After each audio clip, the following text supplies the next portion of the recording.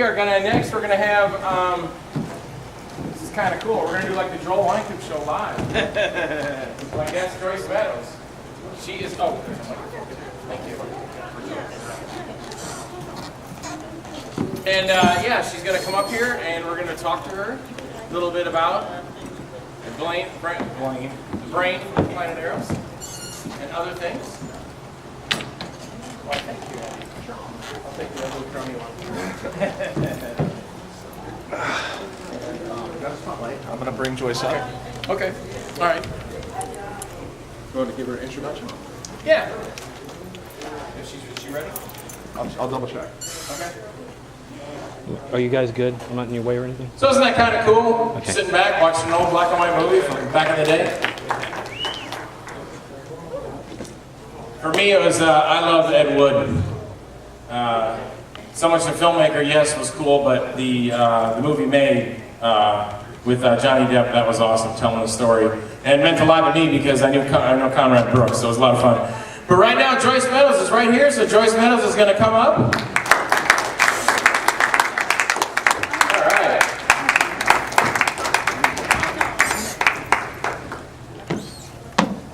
Watch yourselves. This is for you, Mike. Yes. Yes. All right, everybody, Joyce Meadows.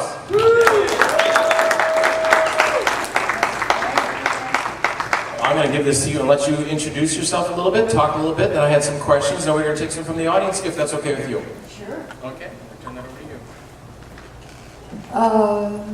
you. Anybody got any questions? I Yes, don't go want to ahead. talk too much about it. Do you remember how many days ago? Lonnie, go ahead. How to get the dog to attack you and John Ager? Wasn't he a wonderful dog? Yeah. He was well trained, Yeah. beautifully trained, yeah. The trainer had other animals way out in the desert, wild animals like tigers and so on, and his whole procedure of training was not with any kind of violence at all. It was all, I don't know how he did it, but he said, I train with trying to reach the animal and as gentle as I can. And the dog was wonderful. He acted like, you know, he was given some kind of signal and the dog would come up to me like he knew me very well. You know, it was a white German Shepherd. Yeah. Smarter than the actors half the time. You know, that's, but he was well trained. That's what that was all about. Yeah. Yes, sir. Do you remember how many days of filming there were? How many days of filming there were? 12 days. 12 days, yeah, it was very fast. Yeah. Now, that's, was it a lot of fun those 12 days? oh yeah, no, that was Monday through Friday, you know, that wasn't the weekend. Right. We didn't work on the weekends, so actually, it was 12 days in all, without the weekends. Yeah, that's what I was told. That's what I signed the contract for. Good. Any other questions? Andy? Yeah, when you saw the actual brain on the set, was that like early on in the production, or was it like later on, like in the final scene, the actual brain prop? No, they had the brain appearing in the cave, and then of course they used the same brain for the good brain and the bad brain.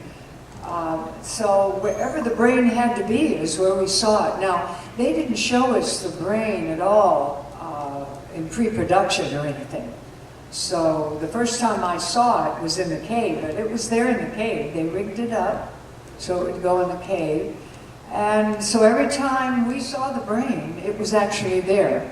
That wasn't make-believe. You know, we actually saw it. Did Jack Pierce did the makeup? Did he do the brain? Did he design it or build it, or did he just do John Agar's like eyes? That's a good question, and I'm trying to remember. Those eyes were hard contacts, and that's why they did a close-up, because he could only stand to wear them just a few seconds. So they quickly put them in his eyes, and he would do the scene, and then he would close his eyes and they'd have to take him right out again, and he'd have buckets of tears down John's face. So they were hard contacts and very difficult to wear. I remember Jack Pierce doing our makeup. He did all of our makeup, and was a creator. You know, he wasn't. There were other people that helped him regarding the brain, but the brain, I don't know. It wasn't. You know, I was in a different. I was learning lines and rehearsing, and that was special effects. You know, I didn't even ask them, and I know why I didn't, and I didn't get into it. I should have after the movie though, but I didn't do it.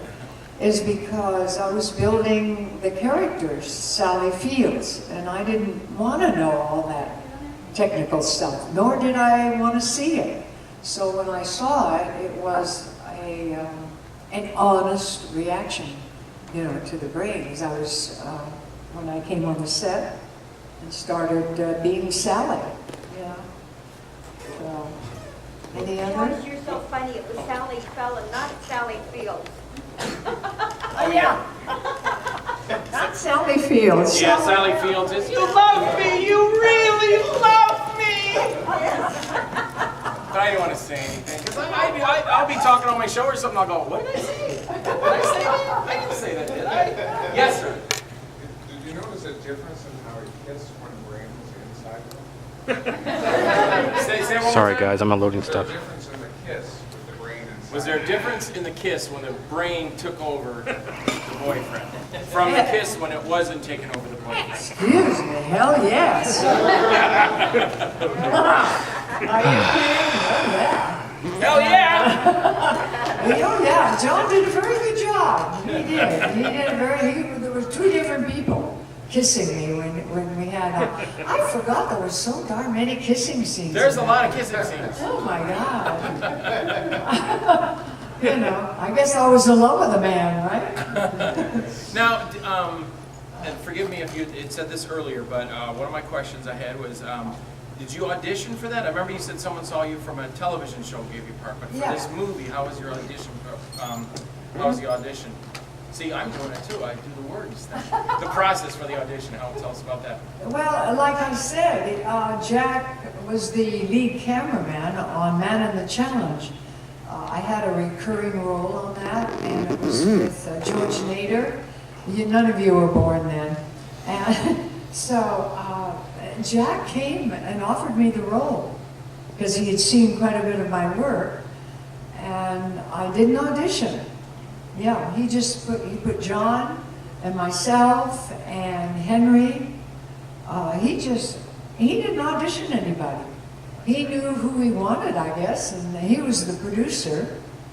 He hired the director, and he put it all together like a package deal. Yeah, it was all none of us actors auditioned for that part. That wouldn't happen today, but sometimes that's the way it happened. On independent films, you forget. You can go to if I had a lot of money, I could go to some of the smaller theaters in LA, and I would be handing out parts of actors that I know that you never heard of, who are so good that never really get a break of any kind. I could cast, I wouldn't even need a casting director. Excuse me. I wouldn't even need a casting director because I know so many actors, and I would just hand out parts. And that's kind of the way Jack Marquette was. See, you saw his name, but his basic profession is he was first cameraman in television.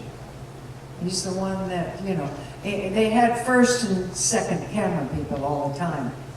And he was first cameraman. So that's how it happened. Jack, is he still around now? No, he passed away. And Yeah. I don't remember the year, but I remember that I was told that he had passed away. Yeah. because I met one of the guys, the camera guys from Star Trek, Mhm. and he was just telling me about Bill Shatner and everything that was going on. I thought his name was Jack.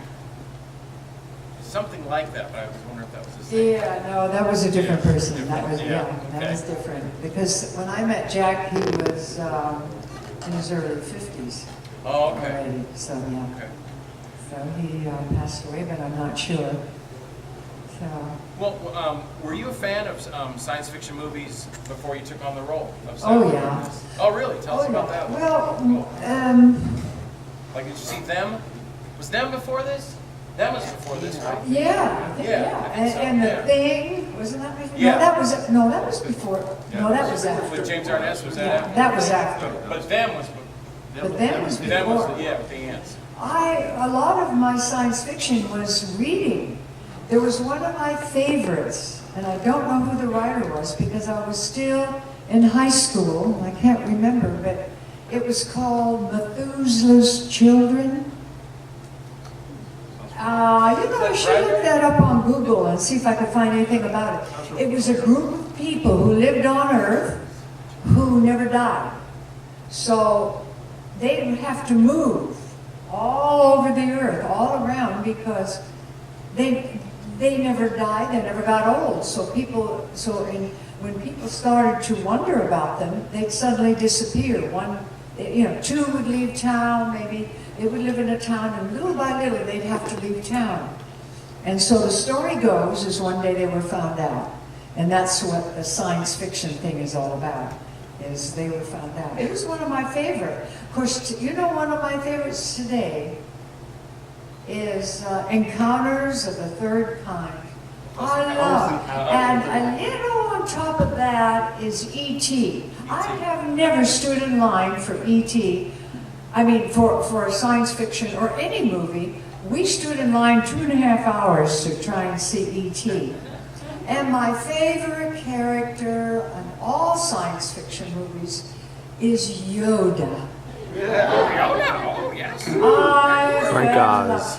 And at the Monsterbedia, which is a huge sci-fi horror memorabilia at the Marriott in Burbank, California, there was a man there that had created Yoda. He was on a stool, and he looked exactly like the one in the movies. Obviously, he was given permission. And guess what? I have a whole bunch of pictures of me and that Yoda. And one picture, I put my hand, because he didn't want you to touch it, on the side, so it looks like we were talking to each other and holding hands. I've got that picture about that big. I just blew it up like crazy. Anyway, that was my favorite science fiction character. Yoda. Yeah, Yoda. Well, all right. What was the atmosphere like on the set? Was there, like some days, like I can't remember the actor's name, but he was like, "Get out of my shot, what are you doing?" And he had a big tirade. It was on Terminator, Christian Bale, he flipped out. But so these things happen on these sets nowadays. Terminator But how was it 4. on, the Rain from Planet Eros? Was everybody just very cool and they were great to work together with and everybody got along? Well, when you have actors that are pretty big stars and there's $60 million being put behind this thing, they can act that way. But when you do an independent film and you've only got 12 days to shoot, everybody works together. There was no, none of that going on the set. None of that going on the set. And none of that went on the TV sets either. Because a half-hour show took 4 days, an hour show took 6 days. And if you were that type of a person in independent films or in TV, nobody hired you again. Yeah. So that only happened when they had millions of dollars to work with, but I don't remember that really happening. Well, no, good. That kind of thing, yeah. People work together because they only had a certain amount of time. And, I never experienced that at all. in that good. film. Yeah, we worked together. We worked together. Was there any version of the script or the story that had Sally possessed by Vol, or was it always going to be the dog, or did they ever think because at one point you say in the movie, or that your character, or the dad was going to say possess me, and then you were like, take me, I'll be close, and then how about the dog? So was it always there for that, or was it like did they just say, hey, why don't we just do the dog? No, it was in the script. Ah, so it was already planned. It was all rehearsed. It was in the script. Yeah, that's the way the script read. And then we were acting according to the script. No, Yeah. it was all in the story. Oh. Yeah, no, there was no improv at Yeah. that moment. No, it was all in the script. Oh, Yeah. very good. That was neat. He's got some good questions, doesn't he? Like while cheating. What about, were you all concerned at the time of, and this is, and Jules Sierra said this best, and William Shatner does it, and were you ever worried about being typecast into a certain genre of movies? William Shatner was worried about being typecast. Well, no, Shatner's the one that said, or Jules Sierra, just an actor that's in one of these shorts. Oh, yeah. He was saying, you want to typecast, and I say the same thing, because my characters are like little maniacs and madman, and people are like, oh, I might get typecast. Oh, okay. Did I Shatner gotcha. worry about being typecast? I see what you mean. Captain Kirk. Yeah. So did you ever think anything like, oh, I'm going to be typecast in this genre of sci-fi, and I'm doing Not too much, no, I didn't think that at all as far as the movies were concerned. And then when I went back to TV, everything was westerns and detective stories and like 77 Sunset Strip and all of that. And one of the big differences between a lot of stuff that went on as far as movies and TV, the casts were very small. If you think back, maybe there were 2 to 3 people in the cast. And so in order to have a story, when they hired actors, I'd only play leads most of the time. They needed actors to come in to make a story. Now they have 8, 10, 12, 14 people. And sometimes, like I saw Glenn Close on one of the television shows. Now she's a big star.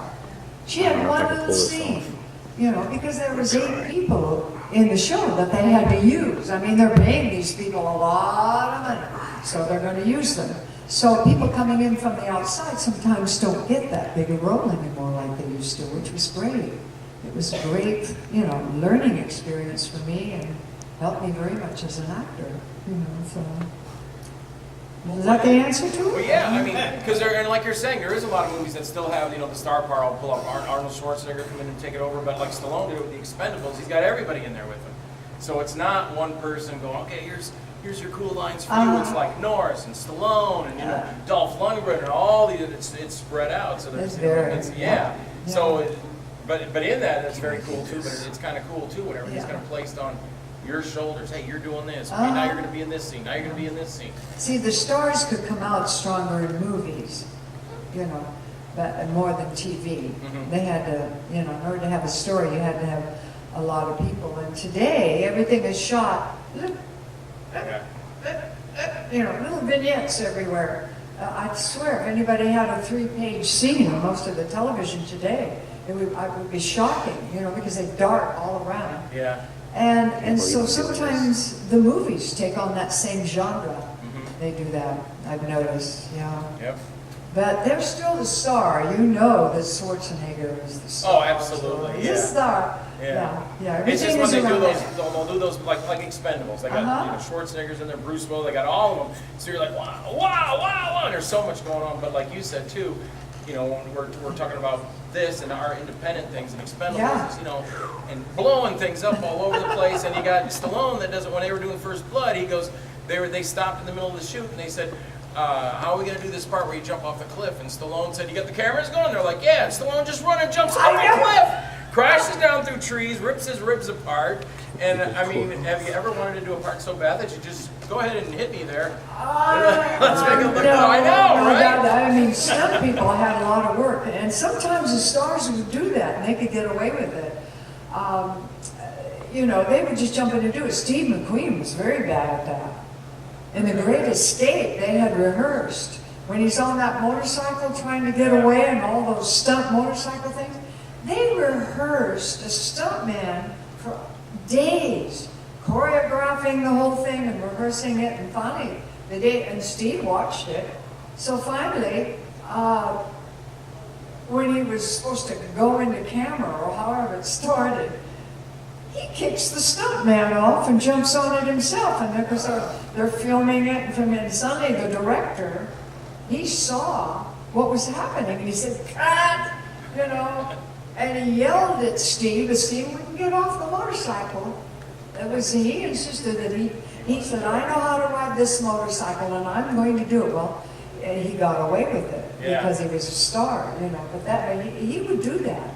Gives the director a heart attack. And I could just imagine, well, why? Because if they do something and get into an accident, there's an awful lot of people that aren't working until that person gets better, you know. Or maybe they can shoot around them, but maybe they can't. So that's why they use stunt people. Right. So they can continue to keep on their schedule all the time. And so stunt people, you know, get a lot of work. But they do. They do things. Now, in silent films, they never did. They didn't have such a thing as stunt people. And sometimes those early movie stars in silent movies would get hurt. Yeah, Charlie Chaplin did his own. Yeah, they would really get hurt. Yeah.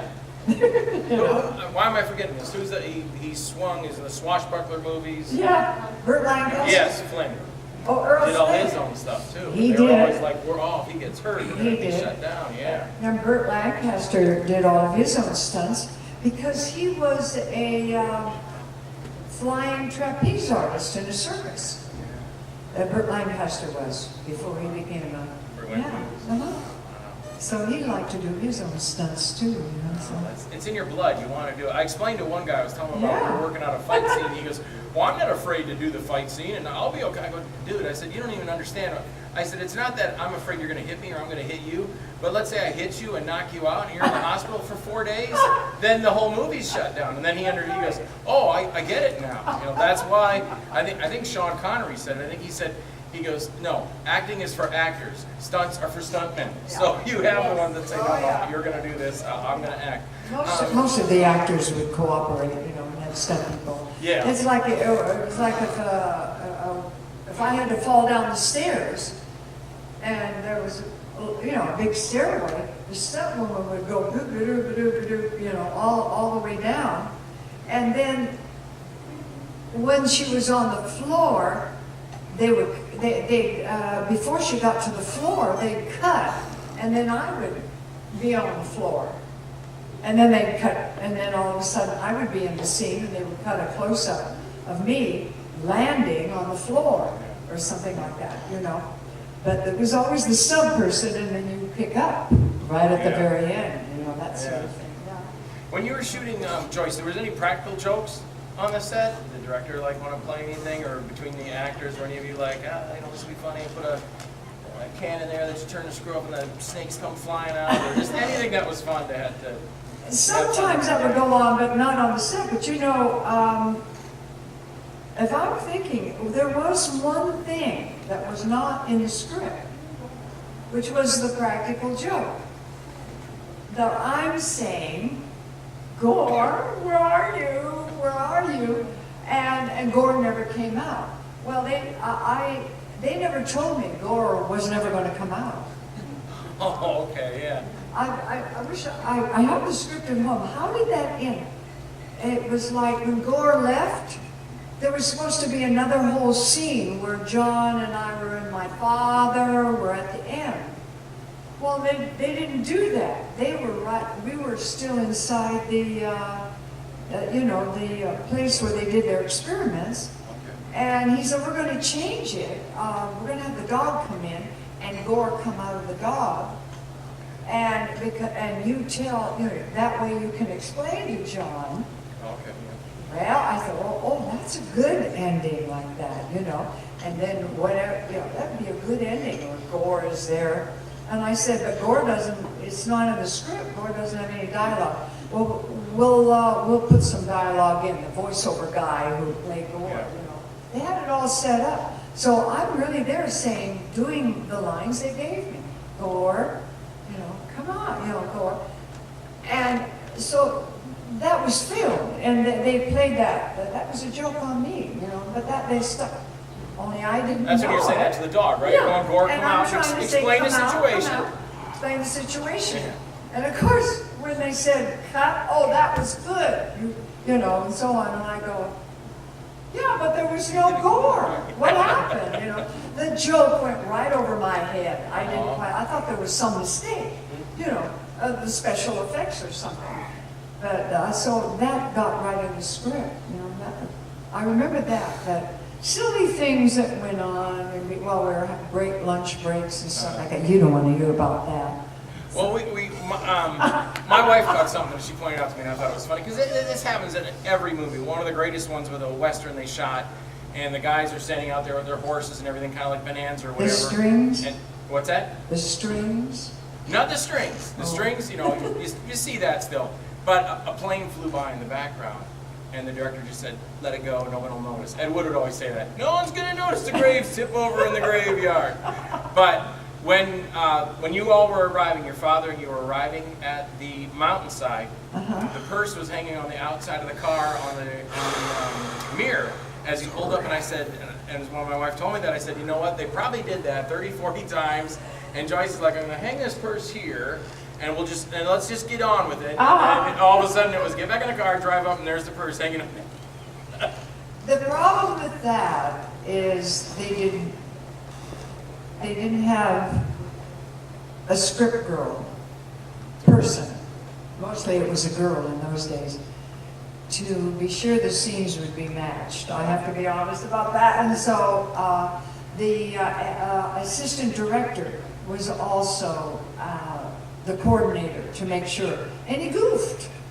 He just totally goofed. He wasn't a script person. That's why script people are so important. They write everything down, and they can come up, and like they'll come up to you and say, when you wave goodbye, you used your right hand, so be sure you use your right hand when you wave goodbye. Don't use it, you know. And so you had to match, because it would be a reverse shot or something like that. So you had to match it. But our AD was the one that was a script person. And he missed a few things that I noticed when I saw the movie. But I bring it up because it's funny. Yeah, and it happens. it I don't care if it's, you know, my little production or it's, you know, Universal Studios. There's something, because it's so easy to miss, you know, a little tidbit. That's why they're always snapping pictures. People and have stuff. seen in great, you know, very expensive movies where people have goofed and so on. Yeah, absolutely. Did somebody have their hand up to ask a question? I thought I saw someone. Go ahead. We didn't have VCRs for a long time. So you saw the movie back in like the 50s, and then you probably didn't see it, I'm assuming, again for a long time. Is that correct? Right. When did you first see it again in modern times? When was the first time I saw it? Like after maybe you saw it in the theater in the 50s, and then did you see it again on video? It was, the first time I saw it was a sci-fi memorabilia, and it was in Charlotte, North Carolina. I went back there several times. They would have sci-fi memorabilia in Charlotte, North Carolina. And they would show different films. And that probably was about 7 or 8 years after I saw it the first time. And I'd practically forgotten all about it. It's so funny. Sometimes these sci-fi movies become cult movies. But when you make them, you have no idea. And then somebody invited me to North Carolina to a sci-fi memorabilia. And I said, well, why would they want me there? I didn't do a science fiction. And they go, wasn't it you and the brain from Planet? Oh my, I'd forgotten all about that movie. I said, oh, well, how can you forget about that movie? It's only a cult movie. And I went on and on and on. I mean, I had no idea. I'm off doing something else. I was on the road sometimes doing theater. I was involved in Shakespeare and all of that. And then all of a sudden they're telling me I have a movie that people are, and be sure you bring your pictures. I said, what pictures? All the pictures you need for people to sign autographs. I said, I don't have any pictures of them. And so naturally I had to start, you know, and people helped me find a lot of these pictures that I have now and so on. I mean, I was just, I was out there somewhere, I don't know, I never heard about it. And that had to be at least 8 years after I had 9, maybe closer to 10. I'm very bad, in years. So it probably was pretty close to 10 years before I heard about that. That was a good question. Very, very good. Very good. There's a hand. Oh, okay, yes, go ahead, hon. Joel, how many people here ever watched Malcolm in the Middle and know that that scene with the brain was what Malcolm was watching in the introduction? Anybody know that? I don't watch Malcolm in the Middle. That's very interesting. Malcolm in the Middle, I didn't know that. everybody watched it, and That's very cool. That's very neat, something to point Yeah. out. How many they borrowed it from the used movie. The Net Zero commercial. How many Yeah. what? Net Zero commercial used that same picture of the brain floating with Joyce screaming. Yeah. Do they really? Yeah, and they informed. Oh, that's They funny. informed me about that. The Net Zero were honest about it, and when the agents called, there were suddenly residuals because it was used as a commercial, and they had to pay all the back pay, and then for as long as they used it. So which was nice, all of a sudden. They called me from New York. We'd just like you to know we've been using the brain from Planet Eros. Would you like to have a copy of the commercial? I said, commercial? I thought, excuse me, but I have commercial agents, and I think you need to call them. I am a member of the Screen Actors Guild. I think you better call them. So they did, and they were very upfront, paid residuals, and all of that, yeah. Oh, I won't talk about the other one. A couple Go ahead. of other things, that Stephen King said it was the film that turned him on to the genre. Oh, very cool. I didn't know that. That's really neat. I didn't know it either. Somebody Wow. told me several years ago that Stephen King, when he was very young, saw The Brain from the Planet Eros. Wow. And he made mention, I guess when he was interviewed or in articles or something, how he got inspired in doing some of the sci-fi stuff or things. He said it was this cult movie, The Brain from Planet Eros. And so I never heard him say it, but everybody, so many people told me. Oh, that's neat. Good, cool to bring that. If you got more insight, that's neat that you know this. There's a whole thing on, you can pull up the legacy of the brain. The music has been, and she has a couple of the DVDs with the music on it. Yeah, The just the music's been background music. used.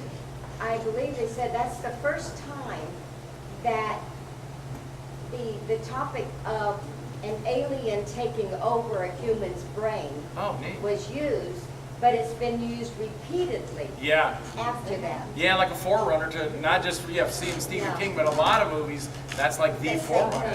thing. So you're kind of the trailblazer there with the, And it was also, they said that it was one of the first movies where a female got to be, they said, how do they put it? Usually a female is there as has no part in solving the mystery or Oh, yeah. being involved with it. And this was one of the first movies where a female got to be involved in solving the problem. kind of the hero.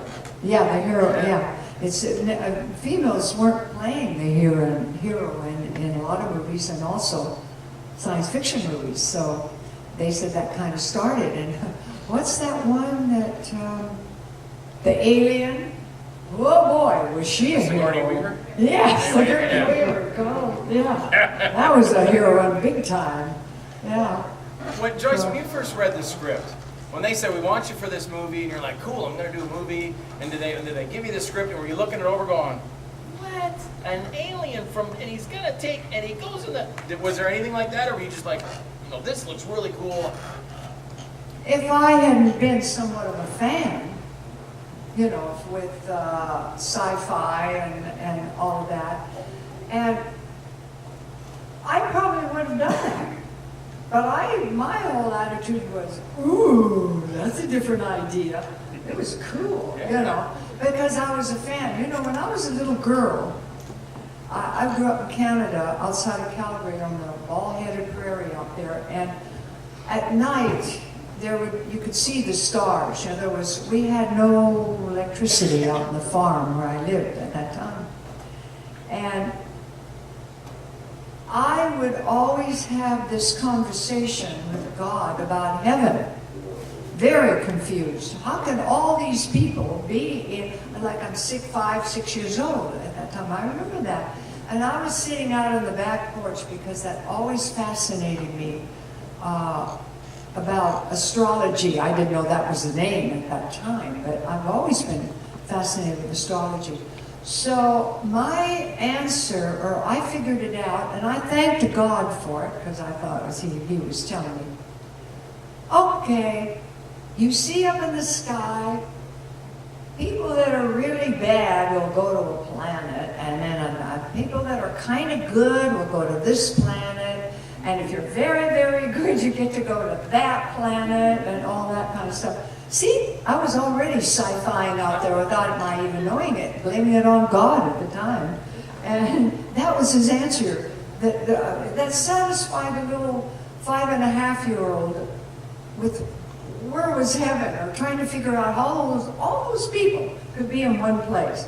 So as I think back to that, my mind was always inquisitive about what was going on, you know, out there. I'm sorry, I got off the mic. Always going on out there, because the sky and the Milky Way was always so vivid to us out there in the prairie. Are we going to do a signing? Huh? Are we going to have time to do some signing? Oh, yeah. I'm going to ask you Is one more that what you're asking? Okay, Yeah, he I'm wants sorry. me to go I'm out so there. into her. One more question? Yeah. Is that okay, baby? I'm so into Joyce here.